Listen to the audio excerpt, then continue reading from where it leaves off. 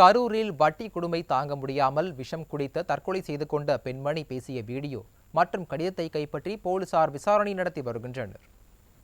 கண்ணாரசந்து தெருவைச் சேர்ந்த பாத்திமா பிவி கணவர் ஜெயிலானியின் நண்பர் அமீது என்பவருக்கு தனியார் ஃபைனான்ஸ் மூலமாக கடனாக LED டிவி வாங்கி கொடுத்துள்ளார். ஆனால் வீட்டை காலி செய்துவிட்டு அமீது வெளியூர் சென்று விட்டதால் வாங்கி கொடுத்த கடனை பாத்திமா பிவியால் கட்ட முடியவில்லை. இந்த சூழ்நிலையில் ஃபைனான்ஸ் ஊழியர்கள் தகாத வார்த்தைகளால் பாத்திமா பிவியை பேசியதுடன் அவரது வீட்டில் இருந்து டிவி, 1000 ரூபாய் பணத்தை எடுத்து சென்றுள்ளனர். இதனால் மனமுடைந்த பாத்திமா பிவி விஷம் குடித்து தற்கொலை செய்து கொண்டார்.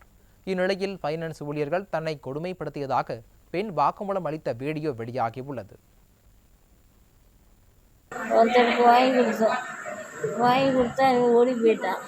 டிவி, செல்ஃபோனு, 2 ஃபோனு வாங்கி கொடுத்துட்டு கூட்டிகிட்டு போய் கொண்டு போய் என்னை ஆஃபீஸ் கூட்டிகிட்டு போய் அவ்வளோ கேவலமாக பேசினானுங்க.